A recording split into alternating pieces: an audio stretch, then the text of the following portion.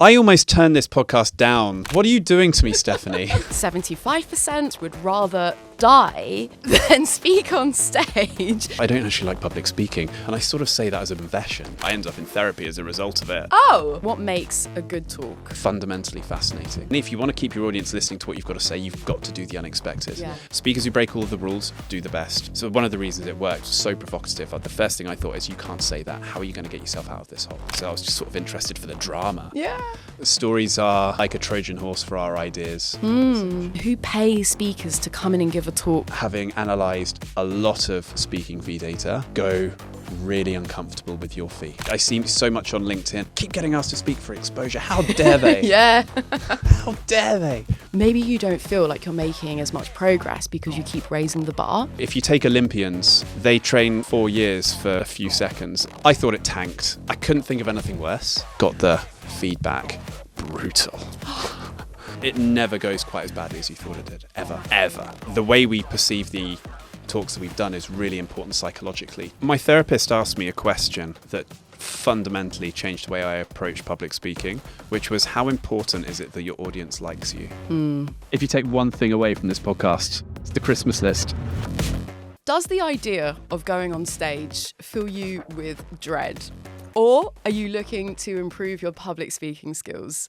If the answer to either of those questions is yes, then you are in the right place. My name is Stephanie Melodia, and I'm so happy that you're tuning in right now. If this is your first time, then welcome. And if you're tuning back in, I'm so happy to have you here. All right, so I'm about to interview Alex Merry, public speaking coach and founder of MicDrop, the public speaking community and training resource. He's also the author of Make It Count and former TEDxClapham curator. Alex, welcome to Strategy and Tragedy. Stephanie, thank you for having me. It'll be fun. Let's do this. It will be so fun. I'm so excited for this. All right, I'm going to take your advice, and listeners might recognise this question from Doak, my main competitor. I'm here to knock Stephen off his throne. Why should people stick around and listen to this conversation? There are going to be times in all of our lives where we're really going to want to make sure that what we've got to say counts. And what I found is often the more we want to really nail it and get it right, often the harder it is to actually do that. So the last 15 years or so, I've been really interested in that disconnect and that friction. And so if we could discuss a bit of that, I think it could be quite interesting. Let's dive in. So you mentioned your 15 years experience. What makes you so uniquely qualified to be a public speaking coach today? So when most people find out I'm a public speaking coach, I think they think that I must come from some sort of drama background. Give me the spotlight. I couldn't think of anything worse. I come from a business background. I grew a business, a charity fundraising business. We had 250 people. We raised £12.5 million. That's kind of my core business experience. And I think the second thing is that I don't actually like public speaking. And I sort of say that as a bit of a confession, but I'm a bit of a reluctant speaker. I do it because of what happens after, the sort of the ripple effects. I don't do it because I want to be gawped at by hundreds of people in one go. And I can very easily understand how that does make you even better at your job with those first-hand struggles.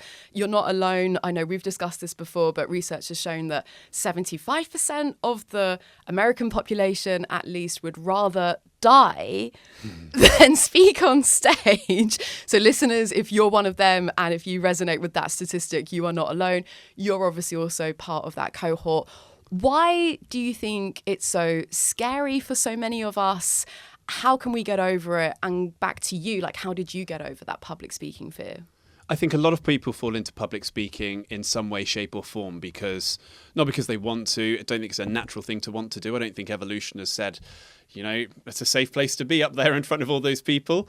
But I think people do it because of a greater cause. They feel compelled to speak about a particular thing. And often we'll see amazing videos of people speaking off the cuff because they are speaking so passionately about something they really believe in and they really care about it. And they don't even think about what's going on because actually the purpose of why they're sharing the message that they are, that's way more important than the fact that they've had to put themselves in a place that feels quite exposed. Yeah, definitely. I think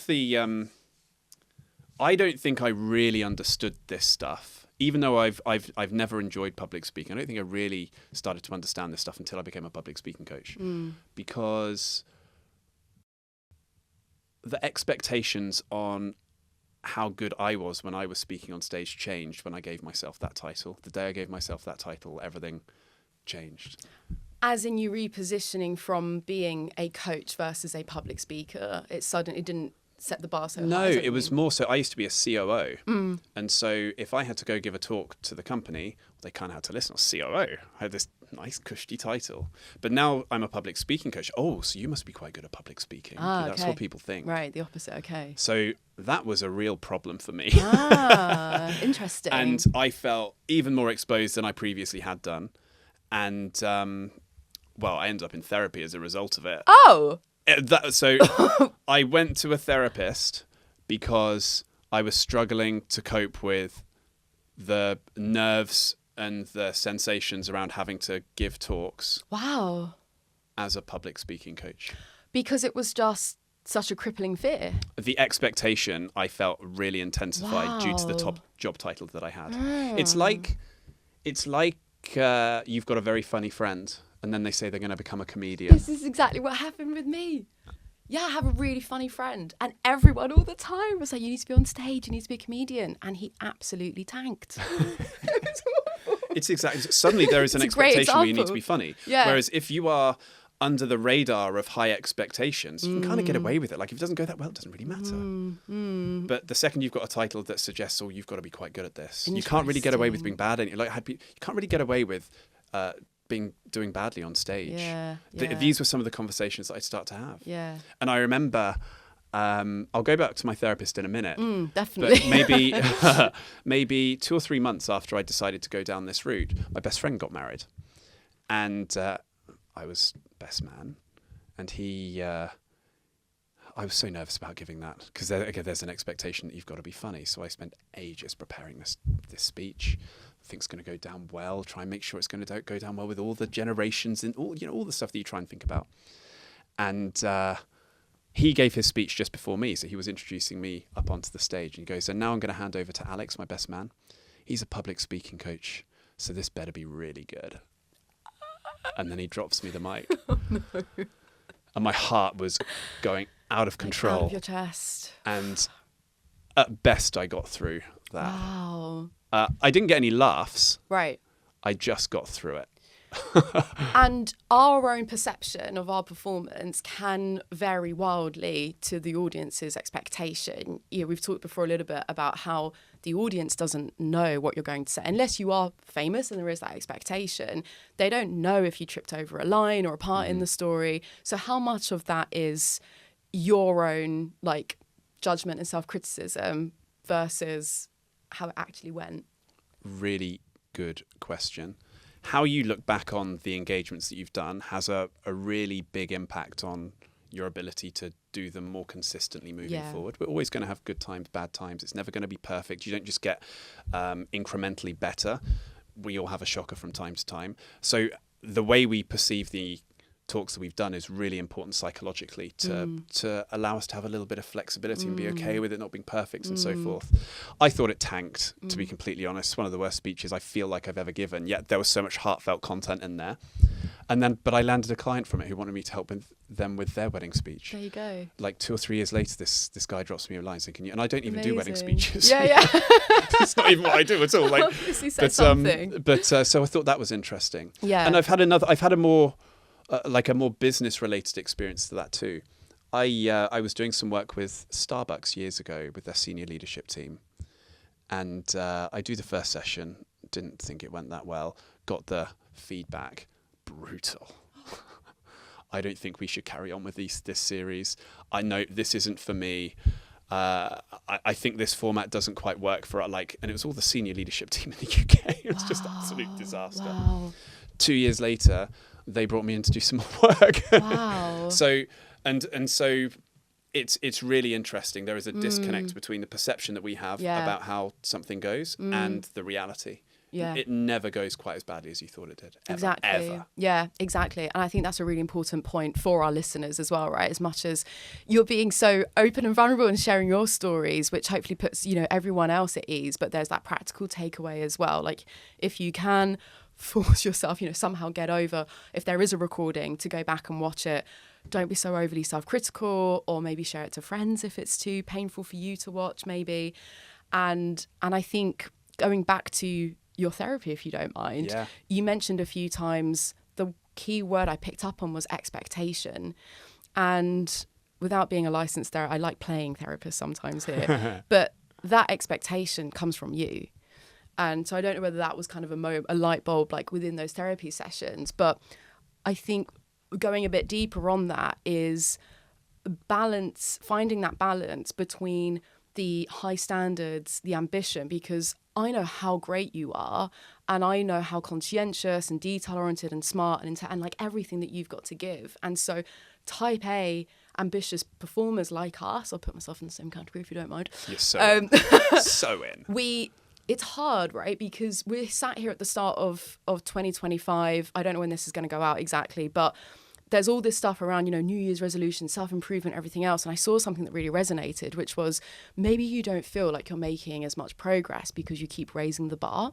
Mm. And so coming back to my question around that balance between having those expectations, the pressure that you put on yourself, your own expectations, versus what's maybe good enough or what the audience like. Can you speak to how you managed to reconcile that through your therapy? Because I know this is very quickly gone deep on the public speaking front. My therapist asked me a question that fundamentally changed the way I approach public speaking, which was, how important is it that your audience likes you? And it really landed, because it turned out that I was really craving their validation. Yeah. From the very first second, is this okay? Is this good enough? Even though I know my subject, but is this what you wanted? Yeah. A very sort of, you've got, there are the 5 Fs: fight, flight, freeze, fawn, or flop. I didn't know the extra 2. I only know the first 3. Yeah, no one talks about fawn or flop. So what are those? Flop is where you just fold. Pretend you're dead. Okay. Like a bear's coming, you just lie down.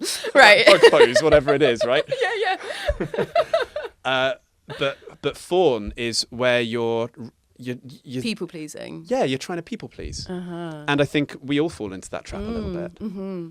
And if we can let go of that, I think it really helps. I've been really lucky to work with some people who have excelled in high performance environments, sports people. And if you take Olympians, they train essentially for 4 years for a few seconds of their life to go perfectly. And what you tend to find is they'll train for a 10 out of 10 performance. They'll do everything they possibly can to make it as good as possible. But then their mindset shifts when it comes to the performance itself. And they're just, let's just see what happens. And it's, if I go for good enough, and I love that you mentioned good enough, because that's the attitude. It just needs to be good enough.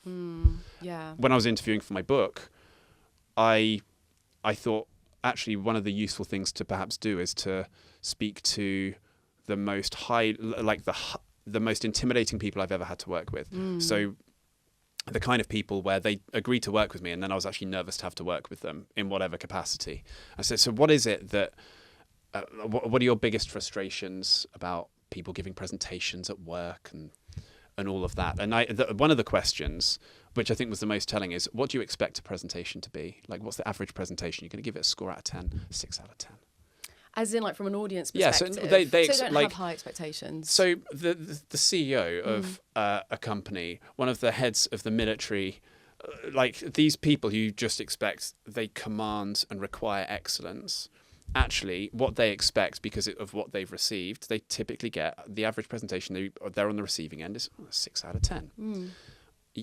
To be a 7 out of 10, you're suddenly standing out. You don't need to be a 10 out of 10. And people watch TED. TED is the Instagram of public speaking. TED is amazing. I love TED. But I've been and seen it, and I've run my own TEDx event. We cut the bad stuff out. We cut it out when the speakers are messing up, or they've stumbled on their words, and we'll start it again and we'll make it look super smooth. They're not perfect speakers. There are very, very few people who are that good. But those people who are that good, firstly, probably don't need to be at that. They are so practiced now. But secondly, I don't know where I was going to go with that. No, right. It's a really interesting insight from behind the curtain, pun intended. And I think it's great to bring that to light on this podcast as well, because I love how you describe TED as the Instagram of public speaking, because I think we're aware of that shiny veneer that social media presents to us, but we maybe don't realise it's the same with these TED Talks. It's completely the same. And so that's where that expectation is so high. So you've talked about bad talks, good talks. Let's unpack the ingredients to what makes a good talk. Okay, start with your message. Very, very simple. Right message, right time, right audience. That's it. If you can bring those three things together, that's a really good starting point. Understand who your audience is. Understand what you need to say to them in order for whatever ripple effect you're trying to achieve. It's the message that's going to give it the best chance of making that happen. And then the right timing is linked with the audience and where their mindset is, and the greater urgency around what it is that you're trying to get done. Aristotle would call that kairos. It's about creating a sense of urgency. Why now? So I would always start with your message. I think that's a really, really fundamental element. And message really is about where do you want to leave your audience? So your message is your end point. Your starting point is, where is my audience right now? What do they currently believe that I want to change? What are their preconceptions around my topic? You have to meet them where they're at. So then you have your starting point. And the gap between where your audience starts and where you want to leave them, the more you can stretch that, the more memorable your talk is likely to be. Okay. So taking them on that journey, such a cliche, I know, but there is that transformation. We're going on the journey. There's a transformative process in the talk, and that moving people is what makes it memorable as well. I can't help but notice the TED bias in that advice, because that is very much kind of the TED format of these change makers. We're on a mission. We want to solve climate change, eradicate gender inequity. You talk about turning founders into thought leaders. I know that you do work with a range of, you mentioned sports people before as well. So let's just touch on kind of each of those different segments, if you like. So from on the founder level, so if there are, my audience is mainly entrepreneurs. So for founders, can you drill in a little bit more into why public speaking is so important and the benefits that has for startup entrepreneurs? There is a big disconnect often between the ideas that we have and how we communicate them. And if you are unable to communicate your ideas and do them justice, you are limiting the business's potential for growth and the number of opportunities that you can generate and the amount to which people will resonate with what it is that you're trying to do. And me filling in the gaps here, I can see how that applies quite easily to fundraising if you're looking for investment, talent attraction, especially when you're in such early days. There's I was going to say so much. Basically, everything rides on you selling a vision as the founder, because you may not have anything else. You may not have a product. You may not have traction. So you've really got that vision to get everyone excited. I'm sure you'd love to hear Prof G, my favourite, Scott Galloway, is quoted that storytelling is actually the number one most critical leadership skill that people need today. I'm sure you'll agree with that. Any thoughts? Good advice. He's full of good advice. There's a reason I love him. I mention him in like every episode. I think stories are they're like a Trojan horse for our ideas, essentially. So for every message we have, we need stories that are going to bring that to life. And one way to think of them as stories can actually sound quite intimidating as a genre or a type of tool that we can use. Another way of looking at it, perhaps a more simple way of looking at it to start with, is examples. Give me an example. And actually, the difference between a good communicator and a great communicator are the quality of the examples that they use. Okay. So as a general rule, your message is only ever as good as the examples you use to drive them home. So that people can resonate. And the more unexpected, unobvious, interesting those examples are, we start to remember it a little bit more. Because it's that incongruousness, or whatever the word, like that kind of going against the grain, the element of surprise, it's the element of of contrast surprise that helps kind of switch your brain onto it. And we were talking about journey. If you want to keep your audience listening to what you've got to say, you've got to do the unexpected. Yeah. And one of the differences between a TED talk that does really well and racks up tens, hundreds, millions of views, whatever it is, versus one that often fails to get traction. Let's just exclude algorithms for a minute, because the nature of this has changed. But it is on people's the TED formula is followed too closely. And the more you can stray away from that TED formula, the more likely people are going to continue listening and stay engaged to what it is that you're talking about. So we need to talk about pink elephants now. Well, yes, we absolutely What need did to you talk dream about about pink last night? We need to talk about pink elephants. We really brought back do. like horrible memories of watching Fantasia when I was younger. But it's like a scary song. Pink elephants on parade. Anyway. Fantasia. Whoever made that was on mushrooms. Mushrooms and then some, Alex. Seriously, like, why were we given that as children to watch? I so questioned trippy. that at the time. 6-year-old Steph was... I had nightmares about Mickey Mouse with that broom. I mean, and that water just, like... horrible. Anxiety dreams over the flooding. Yeah, this is a whole kind of therapy session now it's turning into. No, I love that. The element of surprise. I actually did... my past life was much more in marketing, advertising, branding. I still have some fingers in a few pies there, but we actually put on a really interesting talk with a neuroscientist in the world of branding, and how some adverts in particular, some campaigns were so successful, and use the famous, and this is where famous examples are so helpful, because you're playing into pre-existing ideas, concepts that are already in other people's minds. So this one particular example was the famous Cadbury's gorilla. So I was already thinking about it. Hilarious. There you go, right? And that was so successful because of that, to your point, that element of surprise, the unexpectedness. And on your point with the TED formula as well, you can't repeat that, because that literally defeats the whole object, because the whole premise of that was that it was so unexpected to begin with. Therefore, it's intrinsically unrepeatable. Exactly that. So a lot easier said than done, but I love that you've given a practical tip around using examples. Unobvious, so surprising.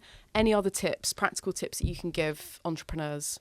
I think that you need 4 types of content in your book, essentially. And if you go into the notes section of my phone, pinned to the top alongside my to-do list and potential Christmas presents for the year and all of that stuff. Let me see my phone if you open. So I can get that, just remove that worry for Christmas time, so I can enjoy that season. I literally already have a Christmas list that I started from this past, from people being, I wish I got this. Me too. I was like, write it down. Brilliant. Such a hack. If you take one thing away from this podcast, it's the Christmas planning list. for next Christmas. Completely. So anyway, so I have 4 different types of content. Quick one. This is Future Steph coming to you from beyond. If you're enjoying this episode, then you can probably guess what I want you to do. Please do me one tiny favour that costs you nothing and takes a second of your time. Hit that subscribe button. It really helps to support this show, and I'm really grateful for you listening. Let's get back into it. So I have 4 different types of content. I have stories. I have theory. Theory being research that might be really useful to give my ideas more gravitas. Models that I might use. Statistics, like important numbers that really stand out and make people give people a sense of tangible content, tangibility to the ideas that you've got. So stories, theory, insights. Insights are my ideas and my messages, the things that I want to drive home to various different audiences. And then the last one is so important: questions. So many people go up on stage and say, "How are you doing?" In England, literally the worst way to open a talk. I was in New York at a TED event a few years ago. It was day 4, overwhelmed from the social overload, day 4 of a conference. You're done. Absolutely exhausted. After lunch, I carb loaded, so I was just ready for a bit of a nap. They had bean bags on the front row. Wow. Dangerous. Recipe for disaster. Recipe. Yeah. So I'm sitting there waiting for the post-lunch speakers to come on, who are probably dreading it. But I was like, why have I been given this slot? Day 4, after lunch. Yeah. And this Been there. guy rocks up and he walks on stage and he goes, I want to start with a question. Why do poor people make such poor decisions? And I put my phone down and I started listening. And the lesson it really taught me was not only how important questions are to get people to listen, but it's the type of question. Ask questions that your audience doesn't yet know the answer to. And makes them like, oh. A real head scratcher. So, yeah, I love it. Head scratch questions. Because then you're involving them in the idea. It might not be a conversation that you can hear, but it is a conversation that's being had between you and the people that you're speaking to, and then you can just guide them down this amazing. path. I love that. And it creates a gap, like a knowledge gap. The perceived gap is that, well, I'm going to give you an answer to that. Whether you like the question or, I mean, it's very provocative. So one of the reasons it worked was because it was so provocative. Like, the first thing I thought is, you can't say that. How are you going to get yourself out of this hole? So I was just sort of interested for the drama. Yeah. But actually, it was fundamentally fascinating. Yeah. And I think if you can bring the right questions in to what it is that you're talking about, bring it into the vision that you're trying to share, bring it into the problem. Why is this like it is? Have you ever wondered? What is it about that? Yeah. And it just gets people thinking, and it gets them invested, Alex, like cognitively. Exactly, really engages the brain with that. You're such a fantastic observer, and this is where it's really served you well with LinkedIn as well. You've had some viral posts. If we've got time, we'll talk about that separately, just to put a pin in that. But a lot of your really successful content has been observing others and breaking it down, like you shared with this example here. I think one of the very first posts I saw of yours, which I don't even think it was that long ago, but you know which one I'm going to say, the Graham Norton clip with Jamie Foxx. Exactly. So I love how you observe, you sit, you watch, you analyse that. You seem very analytical as well, very thoughtful, and then break it down and convert it into these like really helpful takeaways for us listening in. What I've just very slowly connected the dots with is your TEDx formula comment, connecting that to the entrepreneurial audience around pitch decks. And so again, I mentioned before, the two most obvious benefits that I see, I'm sure you see more, but with those entrepreneurs is if you're fundraising or if you're trying to attract talent, you need to paint that picture, that vision, taking people on the journey. I've been to so many demo days, and your reactions is I mean, don't play poker, Alex. I'm sure you've got the brain for it. You do not have the face for it. I read everything on your face just there. And you basically finished my sentence with that reaction. Yeah, they're awful. The vast majority of them are awful. And it doesn't even need to be the carb-loaded, like, afternoon after lunch. They're so bad. They're actually so bad. So I think you've actually got an opportunity to get into those, like, accelerators and these incubators, these other organizations that put on those demo days, because there's a million different things where I think there's some room for improvement. But coming back to that point around the TEDx formula, I've also seen so many pitch decks in my time. I'm a VC scout. I've just worked with startups and founders for so many years, and they all follow the same formula. Just even if we don't take away the actual presentation, but the slide, the structure. And there's an element of, okay, this is what investors want to see. That's what they're primed for. Shouldn't be longer than 10 slides. You need to open with the problem, blah, blah, blah, blah. But it's like, I can shut my eyes now and visualize the same 3 circles of TAM, SOM, SAM, share of market, opportunity, the team page, the circles with their faces. So I think there's an opportunity there as well for founders to go against the grain, potentially. I also think that when founders pitch, they're better off, maybe slightly controversial, not showing the deck at all. Like, that's just a really simple way of being different. If you look at a VC, how many meetings they have over the course of a week, a month, like, it's impossible to stand out unless you do something different. Yeah. Just do something different. Be the person who gives them a deck in an email after, but capture their imagination in the time that you've got together.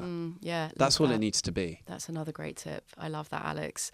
So we talked about kind of more entrepreneurial audience. I know that you work with others. So for anyone who's also listening in thinking, okay, there's something here. Maybe like as a founder, I have had to go and do these demo days or maybe pitch at Web Summit. And I actually get quite a kick out of it. I've spoken to a lot of speakers that I know that was kind of their entry. And I thought, oh, actually, I get this adrenaline rush. I get great feedback. If there is another sort of segment here that's listening in that want to monetize this passion and skill set that they have, where can they start, and who pays speakers to come in and give a talk besides from them just pitching for investment for their startup? I think that there is an opportunity to earn a supplementary income from speaking for founders. I remember watching Jo Malone being interviewed once, and she sold her business. And I always remember her saying that one of the worst things I did was sell my name. And that always really resonated with me. She talks about how much she sort of regretted that. But then she set up Jo Loves, her second business. And the only reason Jo Loves still exists today is because she was supplementing her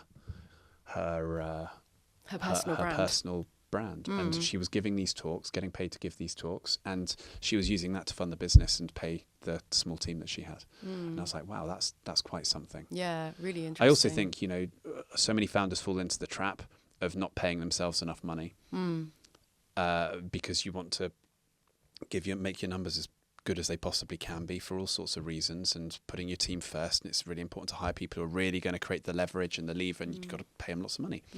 So I absolutely get it. So if I wouldn't recommend ever paying yourself not enough money, but so many do, and please make sure you pay yourself enough. But it's a good way to get a little kicker potentially. So where could people like that start? Like who would pay for people to come in and give a talk? I tell you who won't pay to start with, and that will rule out a lot. All these industry conferences that people in startup scale-up land love to go to, they're not going to pay you any money.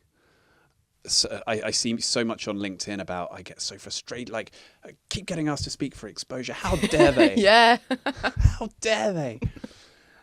So we're recording this in January. Last week, CES happened, CES 25, and Jensen Huang gave his talk. It's been seen over 8 million times on YouTube, which is astonishing for a 90-minute keynote. Wow, that's the whole population of London.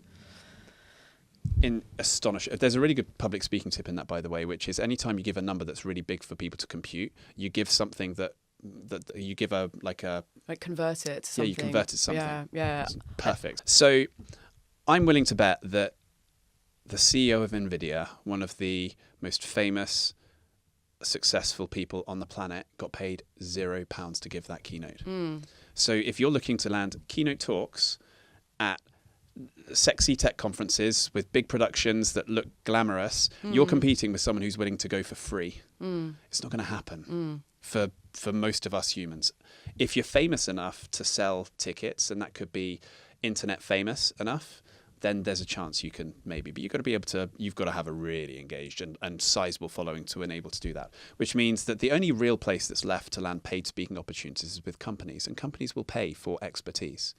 There are very, very large companies that will pay entrepreneurs to come in to share their journey because they want to embed the culture, like an intrapreneurship culture, into their organization. And they will pay entrepreneurs who have been through the wars, achieved things and achieved an outsized success. They'll bring them in to share their story and what they've done. That is where you find the paid speaking engagements. And specifically, there'll be maybe it'll be when the senior leadership team get together once a month, or there's an all-hands meeting and they're going to bring you in as a speaker to share your expertise, or maybe there's an employee engagement event. If you can understand the kind of events that companies run, that's where you're going to get paid. And having analysed a lot of speaking fee data, go really uncomfortable with your fee. I love that. I think that's great advice in general with finances, isn't it? Whether you're fundraising, negotiating a salary, or pitching for a speaker fee. Really uncomfortable. As uncomfortable as you can. Yeah. Say a number. Who was it that said that? Like, say a number that makes you feel a bit sick, saying it out loud. Yeah. I don't know whether that was someone in the community actually, where I heard that, but that's good I've advice. had a couple of those, and I've written the thing and I've put the number down, and it's taken me a weekend to press send. And you're like, oh. Maybe just hit send without even just shut your eyes. But maybe they negotiate fine, but if they're negotiating, they want you, right? So you're still in conversation. Maybe they don't negotiate and you think, oh, maybe I should have charged a bit more. Exactly. But the sooner you can get over that, yeah, and let's start at, people always ask for a ballpark figure, let's just start at 3K as a base. Don't go below. Yeah, love that. Great financial advice, because it gives you a different direction to go in. You always negotiate down if there's room to with the client. You never kind of go upwards once you've shown your card, have you? So I think that applies to a lot of different areas as well. A kind of a quick fire, 2 questions I want to ask you, still on the public speaking thing before we move on. 1, what's the best talk you've ever heard? And 2, what's the worst? Oh, I'm going to give you one of the most fun talks I've ever heard. Okay. Which is by an orchestra conductor called Benjamin Zander. And it's a TED talk, and it's called The Transformative Power of Classical Music. He is amazing. And he just makes everyone in the audience light up. And one of the reasons he does that is because he breaks the fourth wall. He gets off stage, starts like chatting to people in the audience. He breaks all of the rules. Speakers who break all of the rules do the best. What I really like inside MicDrop, when we have people in MicDrops, they'll take a principle that we've got and then they'll just tear it up and make it their own. So they've got the gist of the principle, then they just do that to me that's where the real magic is. It goes back to that unexpected ingredient, doesn't it? And we've got to embrace our quirks, the things that make us us. The day I quit my job is the day someone says, oh, it looks like you've been trained by Alex Merry. That is literally the worst thing anyone could ever say. Ah, okay. Because I will see some people and I'll be like, oh, they've been trained by that person. Oh, they've gone to this public speaking thing. Like, that's funny. I just don't think that's good. It's putting you in a cookie cutter model. Yeah. And it's the people who are just a little bit different and they've got their little quirks. Lean in. Love that. Yeah. Love that. All right, so I need to find the link and check out that one. We'll put that in the show notes because I'm sure everyone is so intrigued to watch that one. All right, Alex, we are wrapping up. One quick question. I mentioned LinkedIn before. You've gone viral. You've had this amazing success. So I do just want to touch on that because I know that people are still really interested in smashing it on LinkedIn, the top B2B platform, of course. What did you learn from going viral? Okay, so here's what you don't know about... You mentioned the Jamie Foxx post earlier that exploded. I'd already posted that Jamie Foxx post before and it didn't. And one of the things around virality is most of it is completely out of your control. We're at a time in the platform at the moment where you can take content that other people have done and you can literally copy and paste it and you've got a relatively or a better than everybody else chance of that taking off. And there is a lot of that at the moment. I think a lot of people are getting quite frustrated with how formulaic it's become. We're talking about TED formula. There is a LinkedIn formula now. But I would also say that, and there is to an extent, but I would also say that if you want to increase your chances of virality, the quality of your image or video really, really matters. So a lot of people talk about the hook. I think one of the things I've learned from the post that I've had go viral, the image has changed absolutely everything on that front. It's wild, isn't it? It's wild. I've recently done a test and there's a handful of people who've spotted it.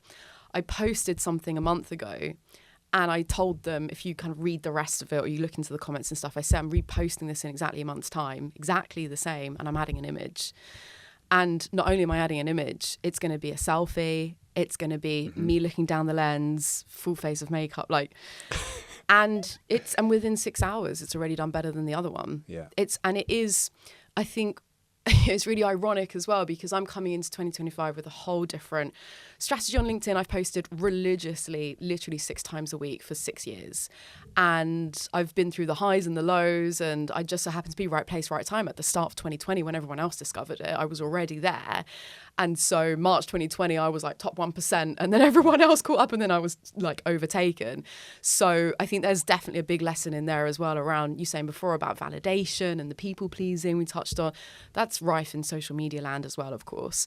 But coming into 2025, I think there's a big irony, and I kind of spoke from the heart in this recent post around just being over it and really tired now of the head scratching. You think you're putting out this quality, it's hard. I feel like a lot of people are split between being analytical, looking at that formula, knowing that they could repost a successful piece of content, playing around with the image. I don't like the fact that I stuck on that selfie. It made me feel icky afterwards. It was just a fun and I made it really obvious that people knew what I was doing there, because that was really what it was about. But what would be your advice now coming into 2025? Do you think that what we've done so far will continue to work, or what's the direction it's going in now? I think that ultimately we all have a choice with our strategy on LinkedIn.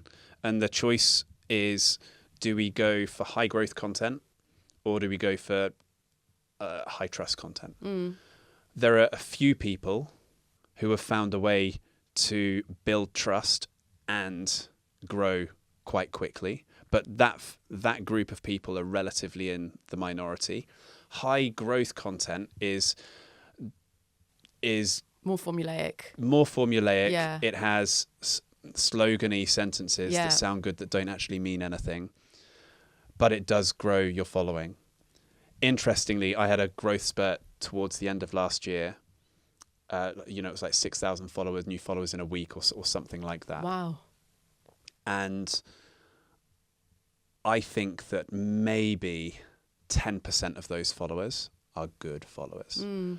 I think that maybe 50 to 60% of those followers are so irrelevant to me and my business goals that our paths will never cross. I'm not even convinced a good number of those are real people. I think there could be a fair few bots. And then I think that there's 20%. I haven't counted it, so you'll have to... Sure. Terrible maths. There's maybe 20% that one day maybe I'll be relevant for them. Yeah. So the problem, particularly in the world of speaking and thought leadership, is people... the number of followers you have is a currency in its own right. It's a marker of reputation, rightly or wrongly. There are people with hundreds of thousands of followers, and 80% of those followers will be like just irrelevant. Random. A lot of them won't be written. I'm not saying the majority will not be real, but they'll be completely irrelevant to them. And actually, I know people who have struggled to grow their businesses with those high followings because they are so irrelevant to what it is that they're doing, because they followed posting that isn't actually authentic to them and what it is that they're doing. Yeah, and you beat me to the punch, absolutely. I was going to nicely put a bow on that with connecting the LinkedIn, personal brand, social media followers, and of course the public speaking, the thought leadership piece, because we've spoken about this before as well around organisers, bookers, looking at the vanity metrics, looking at how many followers do you have. So annoyingly, it's still taking into consideration when people are considering to book people, but it shouldn't be that way, right? It's quality over quantity. It will having a following makes your job easier, unfortunately. Yeah. So you've got to balance. So my current strategy is, I've been... That's okay, drink some water. I've been terrible at the start of this year because I've just been managing. I've got too many big things happening right now for me to really dedicate good time to LinkedIn. So I've just not been posting at the level that I'd hoped to. But my plan really is to be posting one high reach piece of content a week. And I know that me posting a rare clip of somebody speaking with some public speaking tips that everybody can take away, that is something that's true to me, and if I find the right clips, then I would expect those to do really well, and I've got a relatively good chance of going viral. The rest of the week, my plan is to post stuff that is useful for the people who already know me. Nice. I love that strategy, and I love that, again, going back to your analytical skill as well, you're so good at just looking back at what has worked and getting that tried and tested formula. So I hope that that's inspired our listeners to do the same with their content as well. Alex, final traditional closing question. Now you might want to take your time with this one. I know where you're going. Do you know how difficult? I almost turned this podcast down at the end when I saw that final question. Like, what are you doing to me, Stephanie? Honestly, I never ever I've listened to so many people's answers to this question. Oh my God. I never like ending it on that note, so it shouldn't even be the closing question. I love the fact that you do, because this is you putting your take on the podcast formula. Yeah. Right? Like, it's what makes it so I love it. I just hate the fact that I've got to answer it. I know. Sorry. I prefer being the one asking it than the one answering. This is getting you back into your therapy days. Yeah. What were some of the answers that came to mind when you thought about this one? It's very hard not to sound trite Okay. around talking about big world changes and things that you care about and things that you're sad about and what the potential lessons might be. One that's related to my topic is around nuance and the lack of appetite there is for healthy debate. Oh, Alex. That's a good one. That resonates. That is a tragedy in its own right. You can't even post on social media and give two sides of an argument. So I struggle with that for sure. And I don't know what to do about it. I don't have a lesson. But I think if we can just be conscious of that, I think it can be really useful. I love that, Alex. It's very on brand for you as well, being so thoughtful and you've definitely taken time to think about the answer to that one. It really, really resonates, as you saw with my reaction there. What I don't think I closed the loop on before was just with our previous points around LinkedIn and the irony where I sort of got this stuff off my chest and then how inadvertently that did so much better because it resonated with so many people, because we're not alone in that. And I think part of a bit of that vent was somebody, like many others, like you've just described, they're saying like, we're conditioned to post one of either extreme and to have these hot takes or spiky opinions or controversial hooks just to get attention, just to get noticed. And there was a stat I read, which I think was like, your total addressable market is 443 trillion seconds a day. Essentially, like attention. This is the market of attention. And so it's attention grabbing and then attention holding. And I think when you're not having as much of this in-person dialogue and physically just spending time with other people, and you see everyone else's content through this filter in a 2D format, and you just take it at that face value, I think it is really easy to get sucked in. I've had my fingers burnt getting sucked into that game myself. I'm like, oh, I understand how you're playing the game. I want a bit of that as well. I try and elbow my way in, and then you end up producing the stuff which, like, that's not me. Alex, an absolute pleasure to have you on the show. As always, I wish I had hours and hours with my guests, and you are no exception. So it's been an absolute pleasure. Thank you so much. Thank you so much. Thank you for listening as well. Really hope you've enjoyed this. Hit that subscribe button if you haven't already, and hopefully see you next time.